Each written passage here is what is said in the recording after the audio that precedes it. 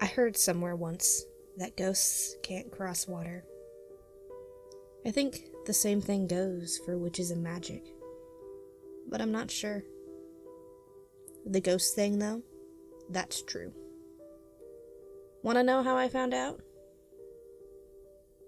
I died. My problem isn't crossing the water exactly. My problem is getting out of it. When you're under it, let me tell you, you're stuck. You're stuck and alone and cold, and there is nothing but stupid fish. Hold on. I'm getting ahead of myself. Sorry about that. I haven't really talked to anybody in a while. Let me start from the beginning. My name is Beth, and up until, well, I'm not sure how long ago, I used to be alive and happy. I had a job at a law firm. I was only an assistant, but the money was good. I had an apartment, nothing special, but definitely not a dump. I had a kitten, too. Boots was the love of my life. As much as a cat can be, I guess. Poor Boots. I bet he misses me. What if nobody knows I'm gone? What if nobody feeds him? How long can a cat survive on its own in an empty apartment? How long has it been already? I remember this guy at the office. Daniel. Nice looking, fit, lawyer. My mom would have liked him. He was one of those real go-getter types. I heard he was even trying to make partner. But so was everyone else. I've never had low self-esteem, but I know when a guy is out of my league, or when even getting his attention would be more trouble than it was worth. That's why it surprised me when, one Friday, he asked me out for drinks. After a few moments of stammering and feeling completely ridiculous, I was able to scrape together a yes. I immediately called my neighbor Sue and asked her to feed Boots for me. She was glad to do it. After all, she was always telling me I needed to go out and meet someone. We got out of the office around 6 and we took his car, I don't drive, to a place where all the big lawyer types like to go. We had a light dinner, followed by some drinks. The entire time he was an absolute gentleman. Okay, maybe I caught him taking glances at my chest a few times, but I pretended not to notice. We had a great time, and I really began to like him. It was starting to get dark when we left, and I expected him to try and make a move on me. But he didn't. Instead, he smiled at me, an impossibly handsome smile, and said that there was something he wanted to show me. You always hear about a woman's intuition. But I have no idea where mine was that night. There should have been alarm bells freaking out in my head, but there was nothing. Just a sweet dizziness that comes with reaching your alcohol threshold. We ended up at the lake. There was a place just off the road where we pulled over and parked. The scenery was beautiful, with the moon and the stars reflecting off the water like two parallel universes reaching out to touch each other. He got out of the car and walked to the trunk. He returned a moment later with a blanket, a bottle of wine, and 2 glasses. I jokingly asked him who kept wine and a blanket in their car. He laughed and said that he had been planning to ask me out all week and that everything so far had been planned. Then, he held out his hand and helped me out of the car. He left the windows down and the radio on. We danced there in the moonlight for a while. Then we sat on the blanket, talking and drinking, staring out over the water. After a while, I started zoning out. He was still talking, but I had been focusing on the crickets chirping somewhere off in the darkness. His voice brought me out of my reverie. He was commenting about the song on the radio, saying it was appropriate. I tilted my head and listened. It was the song Beth by the band Kiss. Let me take a second to clear something up. That song has been a pain in my ass for a long time. When I was younger, all my friends, and even some adults, would quote or sing the song to me. They all thought they were so damn clever. Yes, my name is Beth. Yes, the song is called Beth. It really isn't that great. Whenever I would call my friends on the phone, they would always answer with, "Beth, I hear you calling." How amazingly clever they thought they were. If only someone could hear me calling now. I turned back to him, ready to tell him how much I disliked the song. Stars exploded in front of my eyes, and I felt my head hit the ground. I really don't know what happened next. But when my eyes fluttered open again, I had been placed in the bottom of a boat. I must have been out for a while, but I couldn't tell you how long. The side of my face felt sticky and tight with swelling. My hands and feet were tied. I tried to look around without moving too much. Every movement made my head throb. A few inches from my face was a rock about the size of a large fist. It was wet and shimmering in the moonlight. Was that my blood? Sickness rose in the back of my throat, but I held it down. A sound came from just outside my range of vision. It was Daniel. And he was whistling. That bastard was actually whistling. The boat stopped moving a few minutes later. I risked another look, and I saw him standing above me, wearing that same charming smile he'd worn all night. He didn't speak, but I could tell that he knew I was conscious.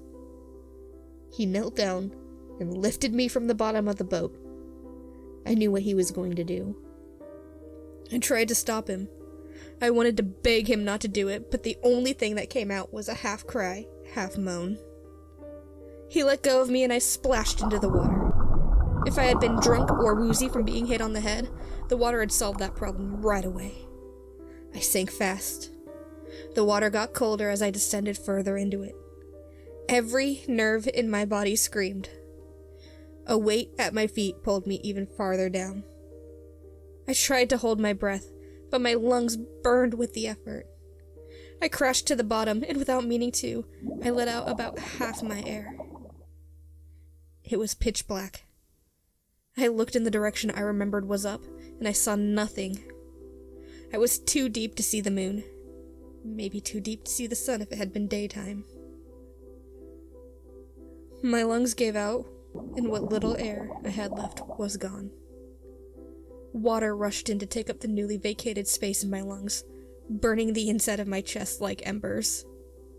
I tried to fight it, but really, who can fight death? After what felt like an endless struggle, I let go and drifted into nothingness. I don't know when my conscience returned, or why, or how. One moment, there was nothing. And the next minute, I'm back. This time, however, everything was different. I was there. I knew everything that was going on around me. But I could affect nothing. I was trapped inside of my body, unable to move, unable to feel the cold or the fish casually nibbling on my body.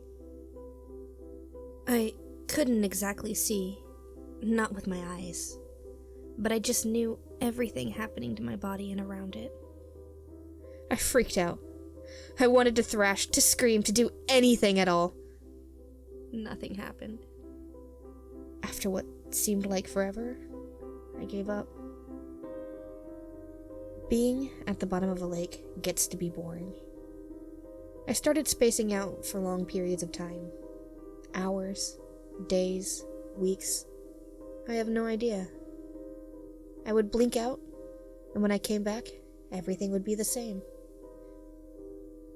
I came back once just in time to see a large, ugly fish I couldn't identify take out my eyeball. Before I died, I had been no stranger to all-you-could-eat seafood buffets, so I chalked the whole thing up to karma. I figured I might as well pay it back. It wasn't like I needed my body for anything anymore anyway.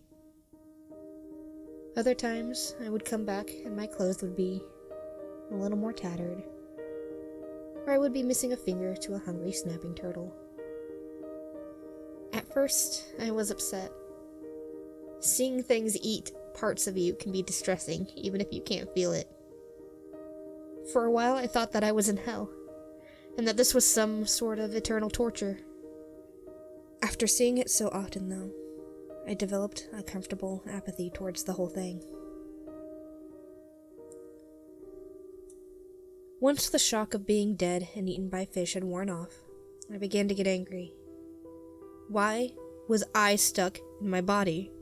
Why couldn't I move on? Why was I stuck in the water while that bastard got to go on living? I thought about him going back to work the Monday after he killed me. I wondered if anybody would ask about me and what he would say. I wondered if he would do this to someone else. Maybe he had already done it to someone before me. What if there were others out there, trapped in their own bodies, sentenced to the same fate as me? For the first time since I had been dead, I felt an uncontrollable rage build up inside of me.